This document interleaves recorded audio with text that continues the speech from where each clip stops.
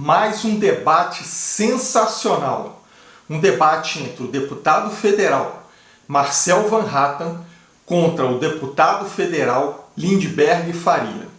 Lindbergh Faria é um petista roxo de extrema esquerda, ultradefensor desse desgoverno Lula. Você vai ver nesse debate que ele sempre coloca as mesmas narrativas de sempre, defendendo e isentando o Lula de qualquer problema que tenha no Brasil, principalmente sobre a economia. Ele joga a culpa em qualquer um, menos no Lula. Até você vê que todo esquerdista é desse jeito. Ele não assume ou não aponta o dedo para um outro esquerdista dizendo que ele está errado. Ele coloca a culpa em qualquer um, ou no clima, ou no Banco Central, ou na Faria Lima, em qualquer situação, em qualquer coisa, mas não assume o erro. E não foi dessa vez que foi diferente. Tanto que o Marcel Van Hatten detona todas as narrativas do Lindbergh Faria, desse extremista de esquerda, porque ele é sim um deputado de extrema esquerda. Então vamos assistir aí esse debate bem quente entre os dois. O deputado Lindbergh Faria tenta ali sim colocar suas narrativas e quebradas facilmente pelo deputado Marcel Van Hatten. Assistam só o vídeo. Com o senhor deputado Lindbergh Farias, a autonomia do Banco Central é um problema para um governo federal? O problema não é a autonomia. Eu vou entrar e vou falar sobre autonomia depois. O problema é a política de juros. Nós temos a maior taxa de juros do mundo, 13,75%. Saiu de 2% para 13,75%. Isso vai travar a economia. A previsão de crescimento para esse ano do mercado, pelo Boletim Focus, é de apenas 0,79%. Então o Lula está batendo com razão. O Lula quer gerar empregos.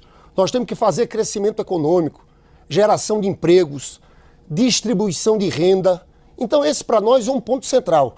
Você que está nos escutando, o cartão de crédito, rotativo do cartão de crédito, está 415% ao ano. Cheque especial, 91%. Então, na verdade, o presidente do Banco Central, que foi indicado pelo Bolsonaro, que recentemente, inclusive, eu acho que tem uma discussão aqui, é sobre a isenção do presidente do Banco Central. Recentemente, em 11 de janeiro, você teve uma matéria de um jornal colocando que o presidente do Banco Central participava de um grupo de WhatsApp, ministros de Bolsonaro. Essa é quase uma política de sabotagem. O Lula foi eleito com 60 milhões de votos. O compromisso dele é com esse povo mais pobre, é de fazer a economia crescer. Não pode um presidente do Banco Central agir contra toda a sociedade. Essa é a nossa preocupação. Se não houver redução da taxa de juros, a economia brasileira vai ser travada. Já está acontecendo. Muitas empresas não estão investindo, as famílias não estão consumindo. Então a roda da economia está sendo travada por essa política equivocada do Banco Central. Sim, deputado, depois eu quero pontuar, fazer algumas perguntas sobre a sua fala, mas eu vou fazer a mesma pergunta agora ao deputado Van Hatten. A autonomia do Banco Central é um problema para o governo federal, deputado? Não, sem dúvida nenhuma que não, na minha opinião, e saudando também o Lindbergh Faria, saudando a todos os telespectadores da CNN, a você também, é a solução, na verdade, para um governo irresponsável e populista. A taxa de juros, da forma como está, na verdade, ela é consequência de uma série de fatores, inclusive da irresponsabilidade fiscal, que de fato não é algo que seja uma bandeira do PT há muito tempo.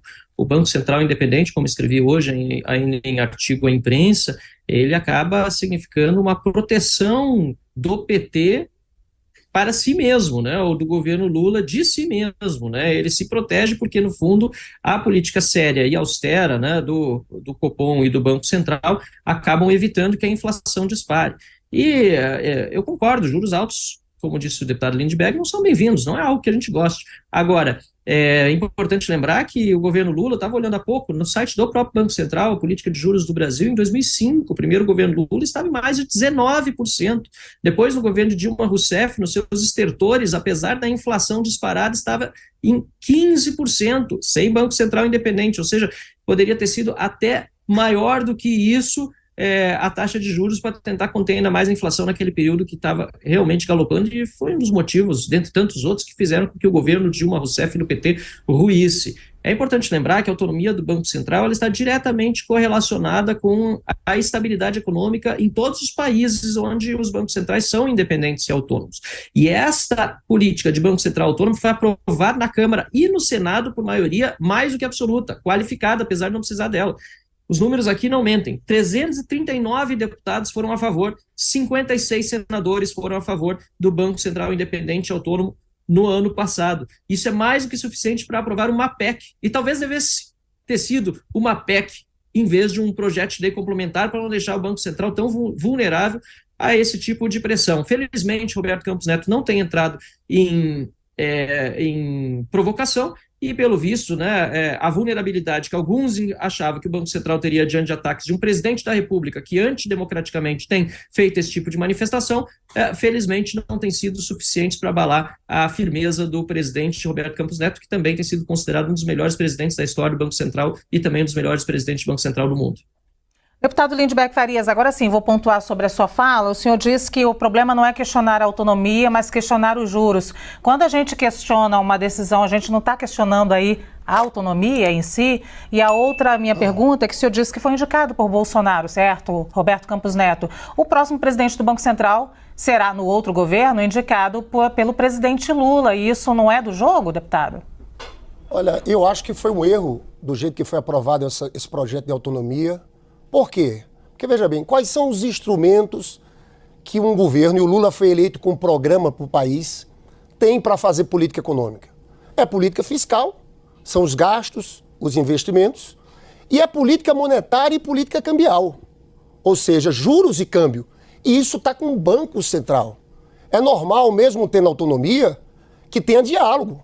O ministro da Fazenda tem que conversar com o presidente do Banco Central a cada dia. Porque senão a gente fragiliza muito a economia brasileira. E é esse problema que está existindo agora. Então é normal que o presidente e a sociedade e o Congresso Nacional debata.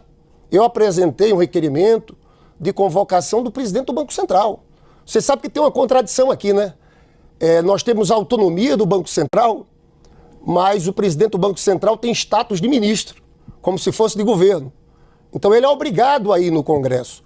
Esse tema é muito importante, Marcel Van Hatten. Eu falo a você sobre crescimento econômico. Argumentam o seguinte, olha, os juros estão altos por causa da inflação. Nós tínhamos uma inflação de 10%, caiu para 5,2%, alguma coisa assim. E, na verdade, a nossa inflação não é de demanda. O juro, quando sobe, só atinge aquela inflação de demanda, quando está havendo aumento de consumo. Eu queria chamar a atenção dos senhores que na lei da autonomia do Banco Central fala do compromisso do Banco Central com a inflação, com a estabilidade monetária, mas também com crescimento econômico e desemprego. E a própria ata do Copom, que foi divulgada ontem, mostra de forma muito clara que a economia está fazendo assim. Estão querendo frear a economia de forma muito brusca. E o Lula não pode reclamar disso.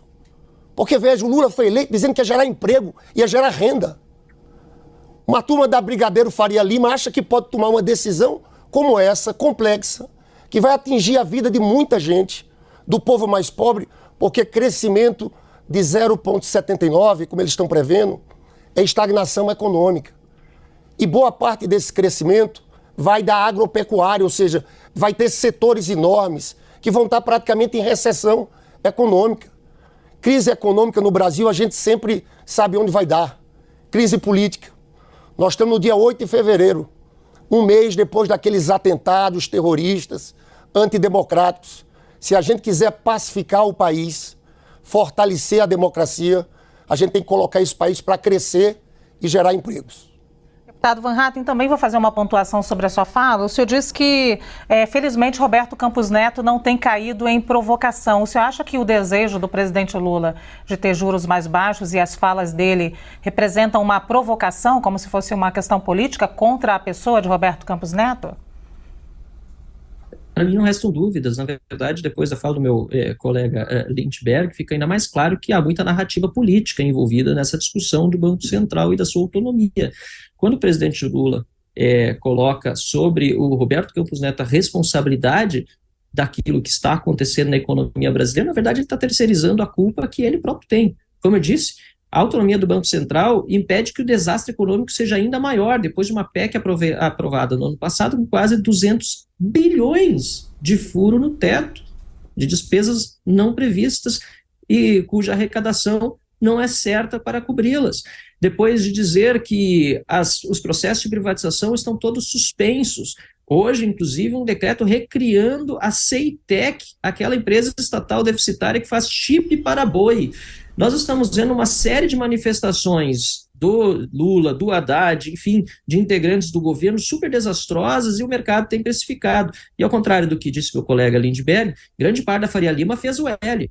Grande parte da Faria Lima preferiu o Lula ao candidato Bolsonaro. E hoje também essa mesma grande parte tem se ressentido da sua escolha porque deu um cheque em branco àquele que realmente não disse o que faria na economia, diferentemente daquilo que o PT sempre propôs, que foi irresponsabilidade fiscal e mexer em políticas que devem ser deixadas muito mais para a liberdade do mercado, como a política monetária, a política cambial, é sinônimo de desastre econômico, muito pelo contrário do que foi dito agora há pouco, onde tenta se fixar câmbio. Olha o exemplo da Argentina, que hoje está numa penúria econômica, mais uma vez, tremenda. E quando se tenta mexer na moeda, nós vemos desastres políticos. E, felizmente, o Brasil, depois do governo Bolsonaro e do ministro Paulo Guedes, acabou tendo essa não interferência na presidência do Banco Central, que eu acho muito positiva e espero que continue valendo, apesar de todas essas diatribes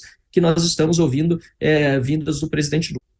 Deputado Van Hatten, continuo com o senhor para uma pergunta que vou repetir para o deputado Lindbergh Farias, que é o seguinte: o pessoal entrou hoje com um requerimento para que Campos Neto vá ao Congresso explicar a política de juros. Como é que o senhor vê essa medida? Eu vejo positivamente, não vejo problema nenhum, de fato tem status de ministro e a convocação pode ser feita pelo Congresso Nacional. A praxe aqui na Câmara é que essas convocações se tornem em convites, e eu imagino que é isso que deva acontecer, e eu não vejo por que o ministro-presidente do Banco Central não viria à Câmara dos Deputados convidado para tratar do tema da política monetária e cambial, até para mostrar por que ele tem sido premiado internacionalmente como o melhor presidente do Banco Central do mundo, por exemplo, pela revista inglesa The Banker, né, ou aqui na América Latina, por órgãos especializados, como o que melhor conseguiu, como presidente do Banco Central de um país latino-americano, superar a crise da Covid e da guerra da Ucrânia, da guerra da Rússia, na verdade, sobre a Ucrânia. Ele certamente tem toda a condição de dar qualquer tipo de explicação necessária sobre a política cambial, aliás, monetária no país. Agora, a diferença hoje com Roberto Campos Neto e com a autonomia do Banco Central é que não tem espaço para um presidente da República tentar interferir. No passado também não podia.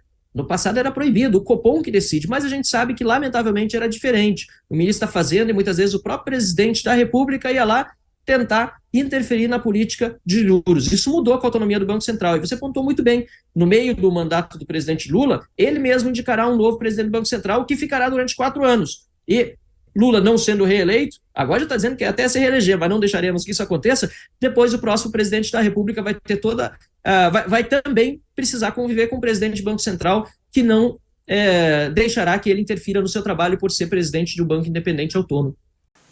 Foi o que eu falei no começo do vídeo. Lindbergh Faria não assume os erros desse governo. Dizer que Lula está preocupado com o pobre, que Lula quer gerar emprego, ele está fazendo tudo na contramão disso. Ele está quebrando empresas, fazendo com que não exista empregos.